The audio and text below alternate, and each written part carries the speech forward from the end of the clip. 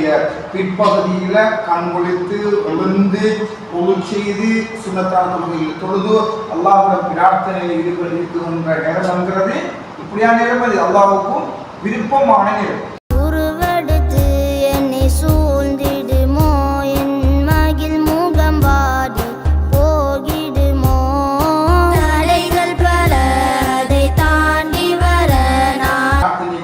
அல்லாஹ்வால் அங்கீகரிக்கப்படுகிறது. அது ஏன் இவ்வளவு பெருமதி மிகுந்த நேரமாக மாறியது என்று அறிஞர்கள் சொல்கிற பொழுது அது ஸல்லல்லாஹு அலைஹி வஸல்லம் அவர்கள் பிறந்த நேரம்.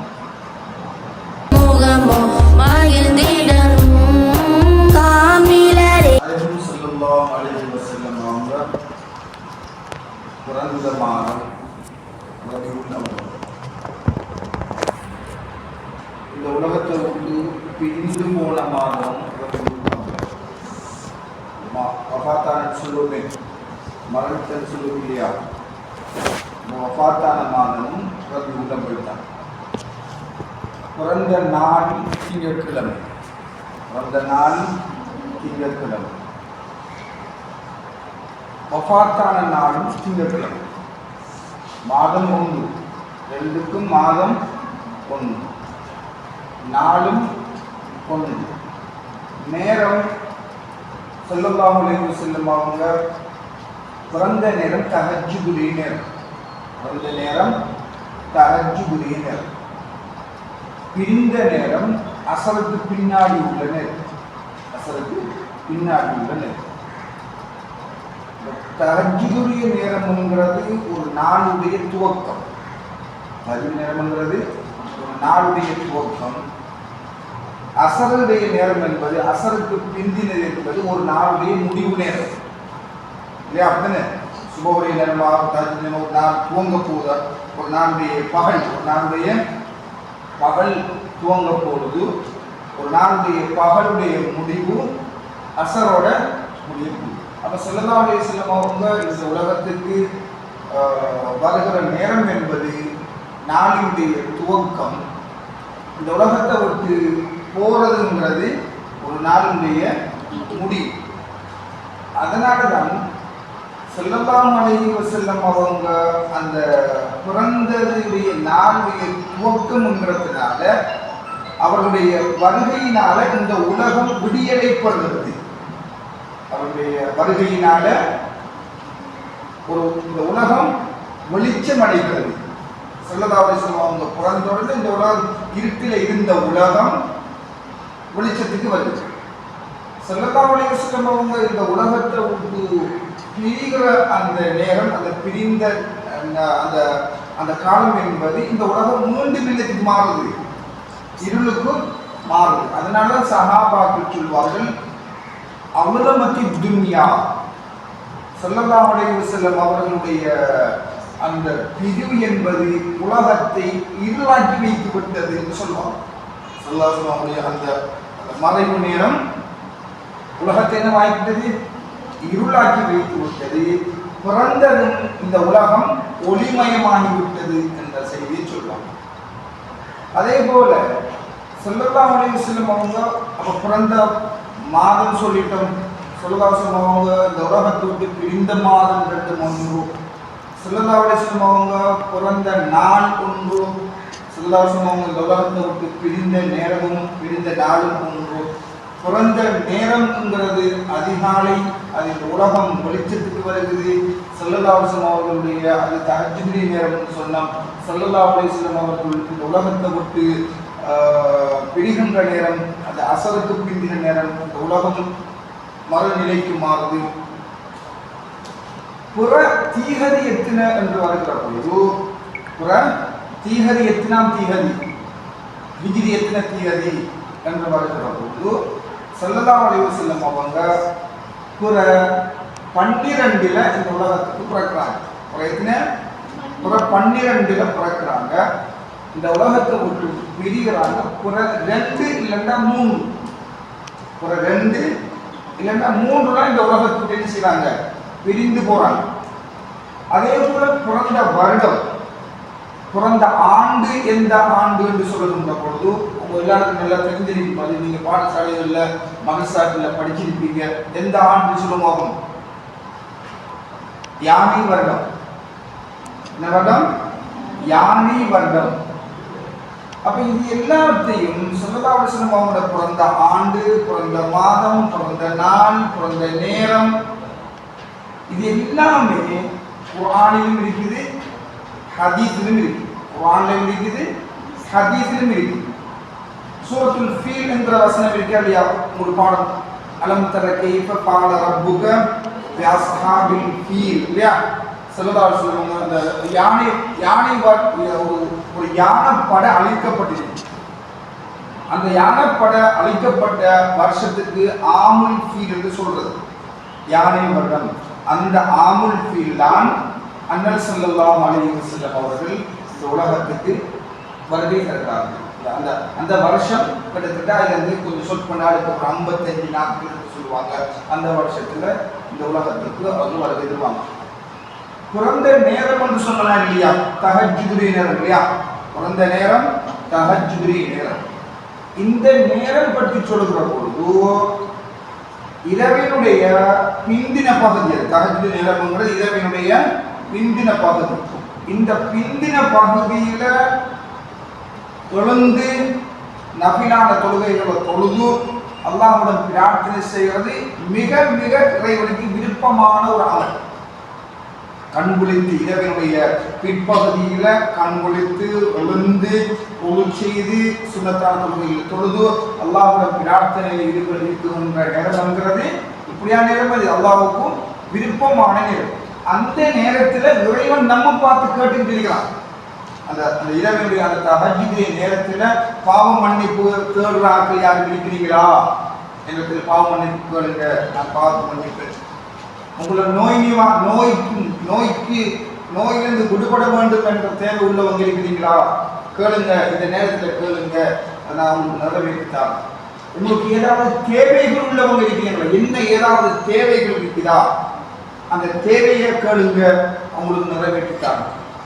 இப்படி இறைவன் நம்ம பார்த்து கேட்கின்ற ஒரு அற்புதமான நேரம். உங்களுக்கு என்ன வேணுமோ அதை கேளுங்க, நான் தருகிறேன் என்று வாக்களித்த ஒரு நேரம் தஹஜ்ஜுதுரி நேரம். அதனாலதான் மதரசாக்கள்ல சரி பாடசாலையில சரி சொல்லி தருவாங்க, நீங்க தஹஜ்ஜுது கேளுங்க. உங்களுக்கு சார்மார் சொல்லி தந்திருப்பாங்களா? பரீட்சை காலங்களில் சார்மார் சொல்லி தருவாங்க. மதரசாக்கள்ல தஹஜ்ஜுதுரி நேரம் 3 மணி 3:30 மணிக்கு பிள்ளைகள் மன சக்தி அழகாக அற்புதமாக நிற்குகின்ற நேரம், படிப்பதற்கு உகந்த நேரம், பாடமாக்குவதற்கு மிக தலை சிறந்த நேரம். போன்ற நம்ம பரீட்சைக்காக வந்து மீட்டுதல் அல்லது குர்ஆனை மனனம் செய்தல் அல்லது இப்படியான இந்த இந்த விடயங்களுக்கு மிக அல்லாஹ்விடம் விரும்பத்தக்க நேரம். காரணம் என்றால் அந்த நேரத்தில் கேட்கப்படுகிற பிரார்த்தனைகளை அல்லாஹ் அங்கீகரிக்கிறான் என்று அவன் அறிவித்த நேரம், தஹஜ்ஜுதுடைய நேரம்.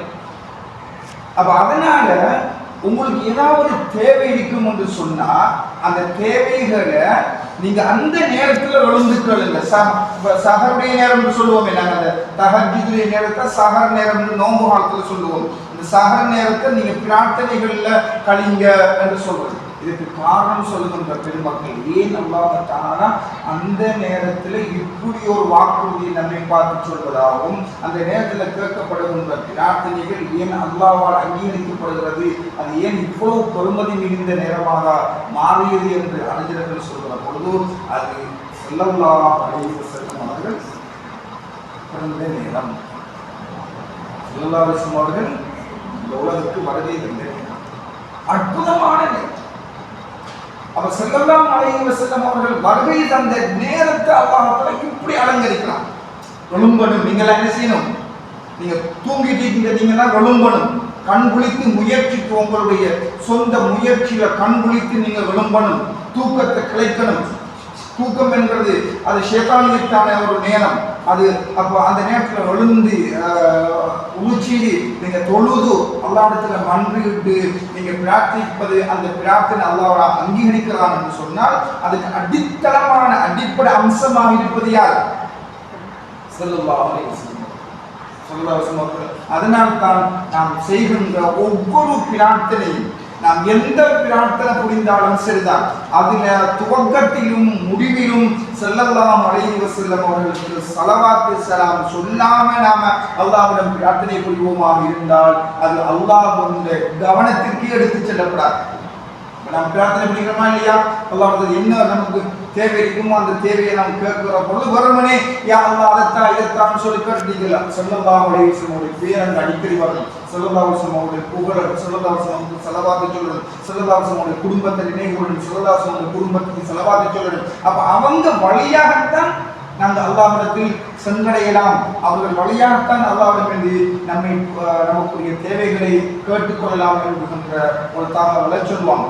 அதே போல இந்த அசருடைய நேரம் என்று வருகிற போது அசருக்கு வெள்ளிக்கிழமையில ஒரு நேரம் இருப்பதாக ஸல்லல்லாஹு அலைஹி வஸல்லம் அவர்கள் சொல்லுவாங்க. வெள்ளிக்கிழமையில ஒரு நேரம் இருக்குது, கேட்குகிற பிரார்த்தனைகள் அங்கீகரிக்கப்படும், எதற்கு கேட்டாலும் இறைவன் தருவான் என்று சொல்லுவோம். ஸல்லல்லாஹு அலைஹி வஸல்லம் அவர்களுடைய ஒரு செய்தி இருக்குது. எந்த நாளையில? வெள்ளிக்கிழமையில.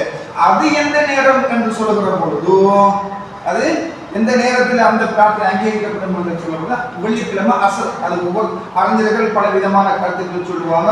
அதுல ஒரு நேரம் அசருக்கு பிந்தின நேரம், அசருக்கு வெள்ளிக்கிழமை அசருக்கு பிந்தின நேரத்தில் கேட்கப்படுகின்ற பிரார்த்தனைகளை அல்லாஹ் தஆலா அங்கீகரிக்கான் என்று சொல்லுவாங்க. அதுக்கு என்ன காரணம் என்று அறிஞர்கள் சொல்லுகிற பொழுது அது ஆதம் அலைஹிஸ்ஸலாத்து வஸ்ஸலாம் அவர்கள் பிறந்த நேரம், ஆதம் அலைஹிஸ்ஸலாம் அவர்கள் படிக்கப்பட்ட நேரம். பிறந்த நேரம் என்றால் ஆதம் அலைஹிஸ்ஸலாம் அவர்கள் படிக்கப்பட்ட நேரம். அப்போ ஆதம் அலைஹிஸ்ஸலாம் அவர்கள் முதல் நபி பிறந்த நேரம் அசருக்கு பிறகு அந்த நேரம் அல்லாஹ் பிரார்த்தனைகளை அங்கீகரிக்கிறான். அதே போல அவங்க பிறந்த நாள் வெள்ளிக்கிழமை, ஆதம் அலைஹிஸ்ஸலாம் அவங்க படைக்கப்பட்டது நாள் வெள்ளிக்கிழமை, ஆதம் அலைஹிஸ்ஸலாம் அவங்க வஃபாத்தானது வெள்ளிக்கிழமை, ஆதம் அலைஹிஸ்ஸலாம் சூனத்துக்கு புகுந்தது வெள்ளிக்கிழமை, ஆதம் அலைஹிஸ்ஸலாத்து வஸலாம் சூனத்திலிருந்து வெளியேற்றப்பட்டு பூமிக்கு அனுப்பப்பட்டது வெள்ளிக்கிழமை, இந்த உலகம் அழிய போவதும் வெள்ளிக்கிழமை. அந்த வெள்ளிக்கிழமையில கூட நாம செய்ய வேண்டிய வணக்கத்தில் கூடுதலான வணக்கம் எதுக்கு கவனம் செலுத்தப்படணும்? ஸல்லல்லாஹு அலைஹி வஸல்லம் அவர்களுடைய ஸலவாத்து ஸலாம். அப்ப ஒரு நாளினுடைய துவக்கம் ஸல்லல்லாஹு அலைஹி வஸல்லம் அவர்களை கொண்டு ஆரம்பிக்கப்படணும், ஒரு நாளுடைய முடிவும் ஸல்லல்லாஹு அலைஹி வஸல்லம் அவருடைய நிகழ்வுகளோட அமையப்படணும் என்கிறத இப்படி ஸல்லல்லாஹு அலைஹி வஸல்லம் ஒரு விஷயத்தை எங்களுக்கு ஞாபகப்படுத்தி கொடுத்துருவாங்க. எனவே ஸல்லல்லாஹு அலைஹி வஸல்லம் அவர்களை நாங்கள் எங்களுடைய நாள் முழுக்க அவங்களை நினைவுபடுத்தப்படாத, அவங்களை நினைவுகூறப்படாத, அவர்களுடைய பேச்சுக்கள் பேசப்படாத ஒரு தருணமும் இல்லை. நாங்கள் பேசலன்றாலும் இந்த உலகத்தில் உள்ள எல்லா படைப்புகளும் ஸல்லல்லாஹு அலைஹி வஸல்லம் அவர்கள் பேசுகிறாங்க. ஏதோ ஒரு வகையில் இந்த ஸல்லல்லாஹு அலைஹி வஸல்லம் அவர்கள் இந்த பிறந்த அதே போல பிரிந்த ரெண்டும் பேசப்படணும். ஸல்லல்லாஹு அலைஹி வஸல்லம் அவருடைய பிறப்பும் பேசப்படணும், ஸல்லல்லாஹு அலைஹி வஸல்லம் அவர்களுடைய அந்த பிரிவும் பேசப்படணும். இரண்டுமே ஒரே மாதத்தில் நிகழ்ந்திருக்குது, ஒரே நாள் நிகழ்ந்திருக்குது. தீகதி வித்தியாசம், அந்த தீகதிகளில் நம்ம குழம்பிக்குள்ள தேவையில்லை. ஸல்லல்லாஹு அலைஹி வஸல்லம் அவங்க பிறந்தது 12 இல்லை, பிரிந்தது தான் வஃபாத்தானது தான் 12. அதுக்குள்ள ஸல்லல்லாஹு அலைஹி வஸல்லம் அவங்க 12 வஃபாத்தானதுக்கு எந்த ஊர்ஜிதமான தகவலும் இல்லவே இல்லை. வேணே ஸல்லல்லாஹு அலைஹி வஸல்லம் அவங்க அந்த உலகத்தை விட்டு பிரிந்தது ரபியுல் அவ்வல் 12 இல்லை, யாராலும் நிரூபிக்க முடியாது. ஊர்ஜிதமான எந்த செய்தியும் கிடையாது, அது எங்கும் கிடையாது. அப்ப செய்தி என்ன, ஊர்ஜிதமான தகவல் என்ன? ஸல்லல்லாஹு அலைஹி வஸல்லம் அவங்க பிறந்ததுதான் 12, பிறந்ததும் தீகதியில் வித்தியாசம் இருந்தாலும் அதுல பிரபல்யமான செய்தி 12. இந்த உலகத்தை விட்டு பிரிந்ததுல செய்திகள் பல இருந்தாலும் அதில் ஊர்ஜிதமான செய்தி 2 இல்லை என்றால் 3. ஆக ஸல்லல்லாஹு அலைஹி வஸல்லம் அவர்களுடைய பிறப்பும் கொண்டாடப்பட வேண்டும். கொண்டாட்டம் என்ன என்றா, கொண்டாடுறான்னு சொன்னா வச்சுட்டு ஆடித்திரி குதிச்சு திரிகிறது இல்லை. என்ன கொண்டாட்டம்? குதூகலம் இல்லை. ஸல்லல்லாஹு அலைஹி வஸல்லம் அவர்களுடைய பிறப்பை நினைவுபடுத்துறது. இப்ப இதுவும் கொண்டாட்டம் தான். அதுதான் இது கொண்டாட்ட மாசமே என்ன, இந்த மாதமே கொண்டாட்ட மாதம். இந்த மாதம் எல்லாம் ஸல்லல்லாஹு அலைஹி வஸல்லம் அவர்களை பற்றிய பேச்சு, ஸல்லல்லாஹு அலைஹி வஸல்லம் அவர்களை பற்றிய சிறப்புகள், ஸல்லல்லாஹு அலைஹி வஸல்லம் அவர்களை பற்றிய புகழ் விசேஷமாக. ஆக இந்த மாதத்தை நாங்கள் எல்லாம் கண்ணியப்படுத்துகிற பாக்கியத்தை அல்லாஹ் நமக்கு தந்திருக்கிறார். சிறப்பாக கண்ணியமாக ஒரு ஒரு மரியாதையாக இதை நீங்கள் கடைப்பிடிக்கணும். உங்களுக்கு தேவையான பிரார்த்தனைகளை தஹஜ்ஜுத் அல்லாஹ்விடத்தில் கேளுங்க. அது ஸல்லல்லாஹு அலைஹி வஸல்லம் வசீலாவினால் ஸல்லல்லாஹு அலைஹி வஸல்லம் பொருட்டினால் அந்த துஆக்கு நமக்கு அங்கீகரிக்கப்படும். எனவே அல்லாஹ் தஆலா நம்முடைய இந்த உலக மறு உலக ஈருலக தேவைகளை நமக்கு நம்முடைய பெற்றோர்கள் உற்றார்கள் மனைவி மக்கள் அனைவருடைய எல்லா விதமான நல்ல தேவைகளையும் ஸல்லல்லாஹு அலைஹி வஸல்லம் பொருட்டினால் வரவேற்று தரணும். வாஹிரு தஅவானா அல்ஹம்துலில்லாஹி ரப்பில் ஆலமீன். அஸ்ஸலாமு அலைக்கும் வரஹ்மத்துல்லாஹி வபரகாத்துஹு.